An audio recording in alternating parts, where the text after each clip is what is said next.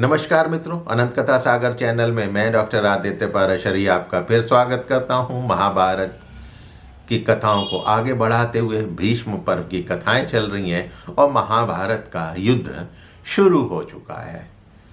तो आज के एपिसोड में संजय दूसरे दिन के युद्ध का हाल बता रहे हैं, जैसा कि धृतराष्ट्र उनसे पूछ रहे हैं। तो भीष्म तथा द्रोण ने अपनी सेना का एक नया व्यू बनाया और सब ओर से सुरक्षित होकर भीष्म जो है फिर युद्ध के लिए चल दिए। उनके पीछे द्रोणाचार्य थे, भूरिश्रवा, शल्य, शल्य, भगदत्त, विंद, अनुविंद बाएं भाग में थे तथा भूरि, त्रिगतराज, सुशर्मा, सुदक्षिणा, शतायु, अच्युतायु दाएं भाग की रक्षा कर रहे थे। अश्वत्थामा, कृपाचार्य, कृतवर्मा वो पीछे की तरफ व्यू में थे। कृष्ण ने जो है पांचजन्य और अर्जुन ने देवदत्त तथा भीम ने पौंडू नाम का शंख बजाकर युद्ध का शुरू होने का सिंहनाद किया। दोनों पक्षों में युद्ध शुरू हो गया। भीष्म आगे बढ़े और अभिमन्यु, भीमसेन, सात्यकी, कैकेयी, विराट तथा धृष्टद्युम्न पर बाणों की वर्षा करने लगे। संघर्ष में व्यू बड़ी जल्दी भंग हो गया। पांडवों की रथ सेना भागने लगी। तब अर्जुन ने श्री कृष्ण को भीष्म पितामह के सामने चलने को कहा। बोले, भीष्म मेरी सारी सेना का विनाश कर देंगे, मैं भीष्म का वध कर डालूंगा। तब कृष्ण जो है रथ को भीष्म के सामने ले गए। भीष्म ने अर्जुन पर 77, द्रोण ने 25, कृपाचार्य ने 50, दुर्योधन ने 64, शल्य ने 9, जयद्रथ ने 9, शकुनी ने 5 तथा विकर्ण ने 10 बाण छोड़कर अर्जुन को बींध कर घायल किया। तब अर्जुन ने भीष्म पर 25, कृपाचार्य को 9 तथा द्रोण को 60, विकर्ण को 3, शल्य को 3 तथा दुर्योधन को 5 बाणों से घायल कर दिया। उस समय सात्यकी, विराट, धृष्टद्युम्न, द्रौपदी के 5 पुत्र तथा अभिमन्यु ने अर्जुन की रक्षा के लिए उनको चारों तरफ से घेर लिया। तब धृष्टद्युम्न ने द्रोण पर आक्रमण किया तो भीष्म ने फिर 80 बाणों से अर्जुन को बींध दिया। तब अर्जुन कौरवों की सेना के बीच में घुसकर उसका सफाया करने लगे। उन्होंने पूरी तरह से कौरव सेना का व्यू छिन्न भिन्न कर दिया। तब दुर्योधन भीष्म से बोले कि आपके और द्रोणाचार्य के रहते हमारे सैनिकों का जड़ से सफाया हो रहा है। आपके कारण ही कर्ण ने हथियार डाले हैं। आप कुछ ऐसा करें कि अर्जुन मारे जाएं। तब भीष्म बोले, क्षत्रिय धर्म को धिक्कार है, कहकर अर्जुन के रथ की तरफ चल दिए, क्योंकि दिल से तो वो नहीं चाहते थे युद्ध करें। दोनों में भीषण युद्ध होने लगा।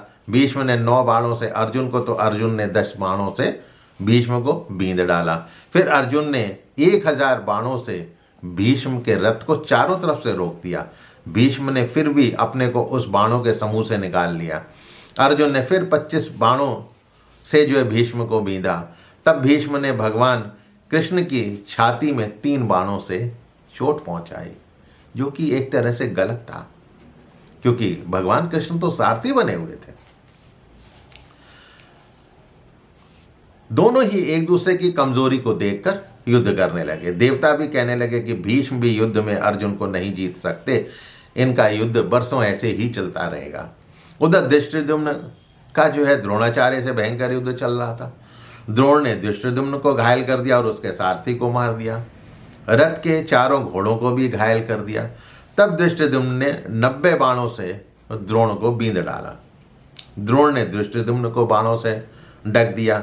दोनों एक दूसरे पर शक्ति से प्रहार करने लगे, यानी दिव्यास्त्रों से प्रहार करने लगे।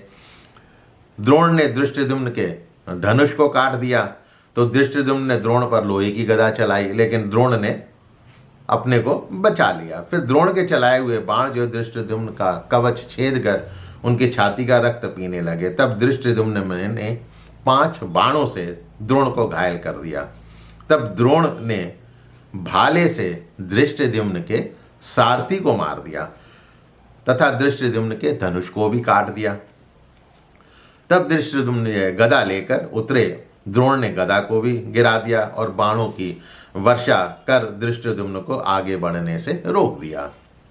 तभी भीम जो है वहां पर पहुंच गए धृष्टद्युम्न की सहायता को, और उन्होंने धृष्टद्युम्न को हाथ पकड़ के अपने रथ पर चढ़ा लिया।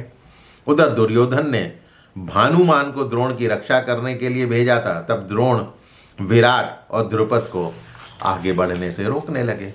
उधर भीमसेन कलिंगराज और निषादों से युद्ध कर रहे थे। निषाद राजपुत्र केतुमान तथा श्रुतायु ये भीम के सामने आ गए। कलिंगों के कई हजार रथ 10,000 हाथियों के साथ केतुमान जो है भीम को घेरने लगे। तब भीम के साथ चेदीराज मत्स्य तथा करुष देश के क्षत्रियों ने निषादों पर आक्रमण किया। दोनों तरफ से फिर भयंकर युद्ध होने लगा। चैदी सैनिक भीम को छोड़कर भाग चले तो कलिंगों की सेना ने भीम को घेर लिया। शुक्रदेव ने भीम के घोड़ों को मार दिया और बाणों की वर्षा करता हुआ भीम की तरफ लपका। तब भीम ने शुक्रदेव पर गदा चलाई। चोट खाकर जो है शुक्रदेव का सारथी प्राण शून्य होकर वहीं पर दम तोड़ दिया। अपने पुत्र को मारा देखकर कलिंगराज ने भीम को चारों तरफ से घेर लिया। अब शुक्रदेव तो मारा गया, सारथी भी मारा गया। भीमसेन ने अपने आक्रमण से कलिंगों को भयभीत कर दिया। भीम ने कलिंगराज के बाणों को विफल कर भानुमान की तरफ लपके और उन पर आक्रमण बोला। भीम पर उसने शक्ति चलाई जिसे भीम ने 2 टुकड़े कर दिया और अपने विशाल खड्ग से भानुमान के शरीर को ही बीच से काट डाला। फिर उसके हाथी को भी मार डाला। अब भीम फिर सेना के बीच में घुसकर शत्रुओं का संहार करने लगे। यमराज के समान विचरण कर रहे थे। पता नहीं कितने हाथी मर गए, घायल हो गए। चारों तरफ जो क्षत विक्षत शरीर, कटे हुए मस्तक पड़े हुए थे। बहुत से योद्धा जो है भीम को देखकर ही निष्प्राण होने लगे थे। कलिंग सेना ने फिर भी भीष्म की रक्षा करते हुए भीम पर आक्रमण किया। श्रुतायुओं ने भीम की छाती में 9 बाण मारे। भीम को क्रोध आ गया। तभी उसके सारथी ने भीम के पास एक दूसरा रथ लाकर खड़ा कर दिया। भीम ने फिर 7 बाण मारकर श्रुतायु को घायल कर दिया। भीम ने 700 वीरों को यमलोक पहुंचाया। फिर 2000 कलिंगों को भी मृत्युलोक में भेज दिया। भीमसेन के भय से सारी सेना जो है वो भय से कांपने लगी। भीम को देखकर शिखंडी भी तांडव मचाने लगे। उन्हें भी जोश आ गया। धृष्टद्युम्न भी पीछे से भीम की रक्षा करने लगे। उधर सात्विकी भी वहां पर आ पहुंचे। तीनों ही भयंकर तांडव मचाने लगे। कलिंग सेना मांस और रक्त की नदी में बदल चुकी थी। रणभूमि में ये कोलाहल सुनकर भीष्म व्यू रचना कर भीम के पास फिर से आ गए। तब धृष्टद्युम्न तथा भीम ने एक साथ भीष्म पर आक्रमण कर 3-3 बाणों से घायल कर दिया। तब भीष्म ने भी दोनों को घायल किया। भीमसेन के घोड़ों को भीष्म ने मार डाला। तब भी भीम ने भीष्म पर शक्ति चलाई जो कि भीष्म ने विफल कर दी। तब सात्विकी ने भीष्म के सारथी को मार दिया। भीष्म रणभूमि से फिर बाहर हो गए। भीमसेन संपूर्ण कलिंग सेना का संहार कर चुके थे। तब धृष्टद्युम्न भीम को अपने रथ पर चढ़ाकर अपने दल में ले गए और सात्विकी सहित जो है आपस में प्रसन्नता पूर्वक जो है गले से मिले, जीत का जश्न मनाया। इस प्रकार कलिंगराज भानुमान, राजकुमार केतुमान, शक्रदेव ये प्रमुख वीर जो हैं सेना सहित युद्ध में दूसरे दिन वीरगति को प्राप्त हो गए। एक तरफ सायंकाल के समय धृष्टद्युम्न अकेला ही अश्वत्थामा, शल्य तथा कृपाचार्य से युद्ध करने लगा और अश्वत्थामा के घोड़ों को मार डाला। तब वो शल्य के रथ पर चढ़ गया और धृष्टद्युम्न पर जो है बाणों की वर्षा करने लगा। ये देखकर अभिमन्यु भी वहां पर पहुंच गए और शल्य, कृपाचार्य को और अश्वत्थामा को 9-9 बाणों से बींध दिया। तब अश्वत्थामा ने भी 1 बाण से, शल्य ने 10 बाण से, कृपाचार्य ने 3 बाण से उसे घायल कर दिया। दुर्योधन का पुत्र लक्ष्मण वो भी आ गया था। उसने कई बाणों से अभिमन्यु को बींध दिया, धनुष को काट दिया। तब अभिमन्यु ने दूसरे धनुष से प्रबल आक्रमण कर दिया। दुर्योधन अपने पुत्र को बचाने वहां पहुंचा, अभिमन्यु को चारों तरफ से घेर लिया।